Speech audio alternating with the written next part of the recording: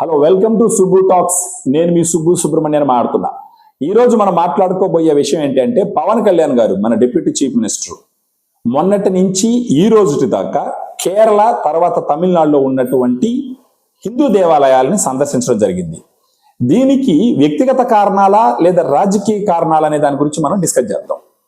మొదటగా మనం మాట్లాడాలంటే, పవన్ కళ్యాణ్ గారు హిందూ ధర్మ పరిరక్షణ సమితిని నిర్మించాలని చెప్పేసి, అది కూడా సనాతన ధర్మాన్ని పరిరక్షించే బోర్డు పెట్టాలని చెప్పేసి మొదటి నుంచి మాట్లాడుతున్నాడు.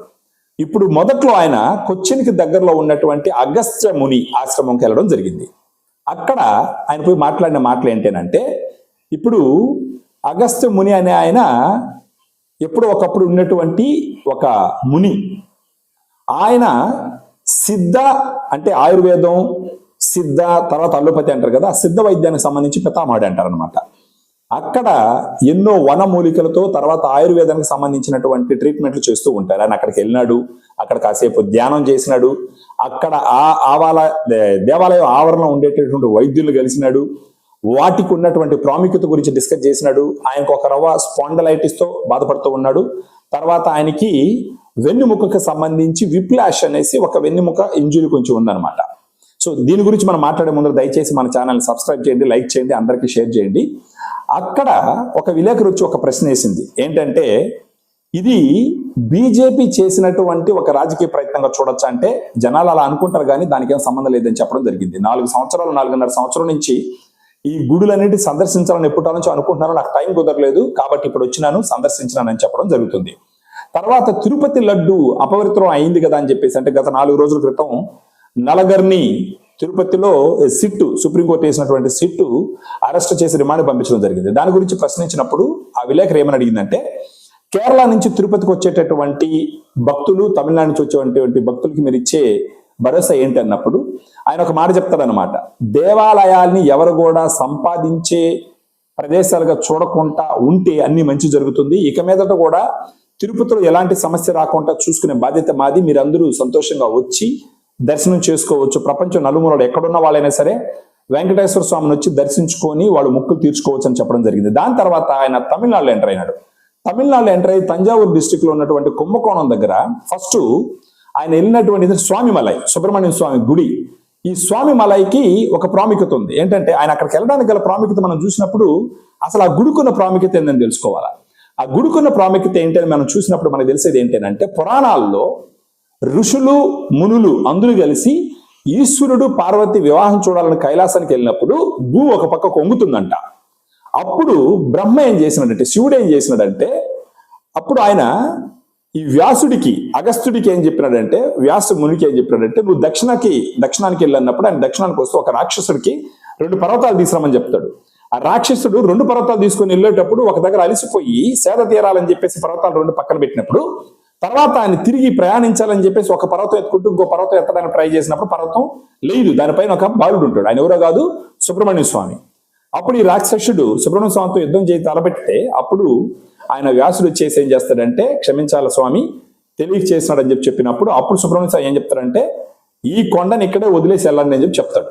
ఆ విధంగా ఇప్పుడు అక్కడ స్వామిమలై అంటే 60 అడుగులు ఎత్తుంటది అనమాట. దాని మీద సుబ్రహ్మణ్య స్వామి ఉంటాడు. ఇంకొక పురాణం ఏం చెప్తారంటే, బ్రహ్మ ఈ సృష్టిని అంతా సృష్టించేది నేనే అని చెప్పేసి ఒక రకమైన గర్వంతో విర్రవీగుతూ ఆయన కైలాసానికి వెళ్ళినప్పుడు అక్కడ సుబ్రహ్మణ్య స్వామి ఆడుకుంటూ ఉంటే, అప్పుడు సుబ్రహ్మణ్య స్వామి బ్రహ్మను ఒక క్వశ్చన్ వేస్తాడు. అదేంటంటే, ఓంకున్న ప్రథమ ఓంకున్నటువంటి అర్థం చెప్పమని చెప్తే బ్రహ్మ చెప్పలేకపోయినప్పుడు అప్పుడు సుబ్రహ్మణ్య స్వామి బ్రహ్మను బంధిస్తాడు. అప్పుడు అందరూ పోయి ముల్లోకాలు పనులని స్తంభించిపోయినాయి, సృష్టి స్తంభించిపోయిందని చెప్పేసి శివుడి దగ్గరికి వెళ్ళినప్పుడు శివుడు వచ్చేసి సుబ్రహ్మణ్య స్వామి దగ్గర బ్రహ్మను వదలమని చెప్పినప్పుడు శివుడు వచ్చేసి శివుడికి సుబ్రహ్మణ్య స్వామి క్వశ్చన్ వేస్తాడు, నువ్వు చెప్పు దీనికి సమాధానం అని చెప్పేసి.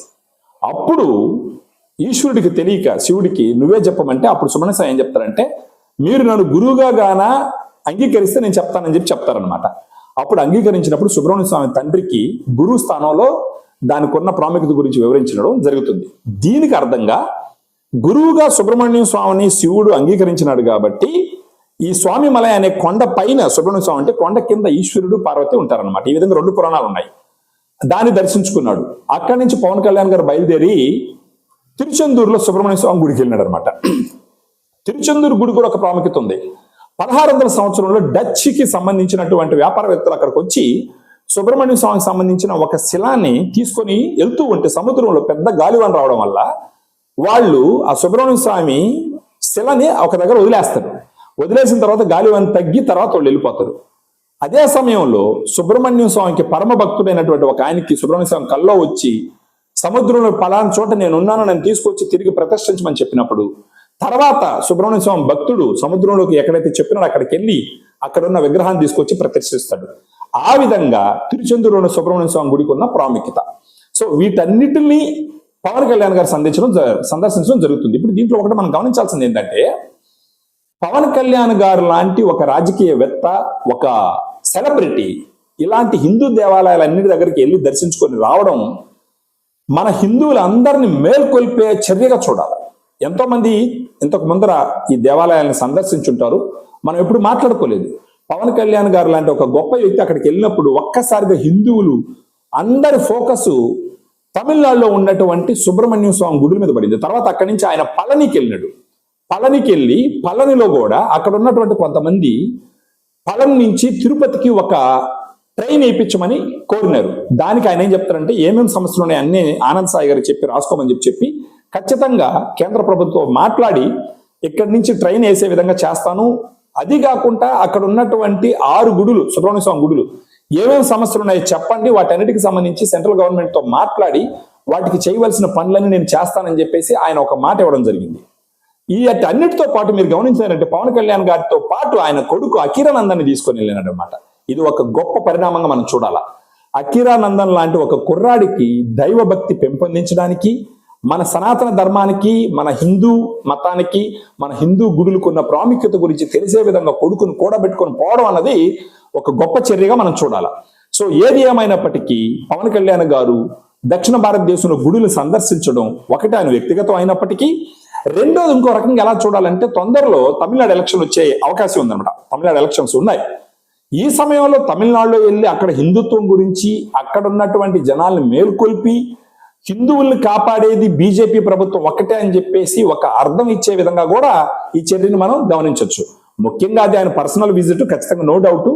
కానీ బీజేపీ ప్రభుత్వం ఈయన్ని ఆ విధంగా అక్కడ ఉపయోగించే అవకాశాలు కూడా ఉన్నాయి. ఏది ఏమైనప్పటికీ పవన్ కళ్యాణ్ గారు లాంటి ఒక గొప్ప వ్యక్తి, దైవభక్తి ఉన్నటువంటి వ్యక్తి, అది కాకుండా సనాతన ధర్మాన్ని కాపాడాలని చెప్పేసి దేశం మొత్తం మీదుగా వెలుగెత్తి చాటుతున్నటువంటి ఒక గొప్ప నాయకుడిగా దీన్ని మనం గుర్తించాలా. ఆయన చేసేటటువంటి చర్యలు మనం అభినందించాలా. సో ఇదే విధంగా పవన్ కళ్యాణ్ గారు రాబోయే రోజుల్లో కూడా భారతదేశంలో, అదే విధంగా ప్రపంచం మొత్తం ఉన్న భారతీయులందరిలో హిందూ మతం, హిందూ గుడులు, హిందూ సాంప్రదాయాలు, సనాతన ధర్మం మీద ఒక అవగాహన కల్పించి అందులో మన ధర్మాన్ని, మన ఆచారాలని, మన సంస్కృతిని, మన గుడుల్ని, వాటన్నిటిని మనసులో పెట్టుకొని అవన్నీ పాటిస్తూ భావితరాలకి ఒక గొప్ప భవిష్యత్తుని, అంటే మన ధర్మం గురించి వివరించే విధంగా అందరూ ముందరికి వెళ్ళే విధంగా పవన్ కళ్యాణ్ గారి చర్యలు ఉన్నాయి. సో ప్రతి ఒక్కరు దీన్ని గుర్తించాలి. సో దయచేసి మన ఛానల్ చూస్తున్న ప్రతి ఒక్కరు దీన్ని లైక్ చేసి, షేర్ చేసి, సబ్స్క్రైబ్ చేయండి. ఇలాంటి ఎన్నో వీడియోలు మనం మాట్లాడుకుందాం. జై హింద్, జై పవన్ కళ్యాణ్, జై అమరావతి, జై ఆంధ్రప్రదేశ్.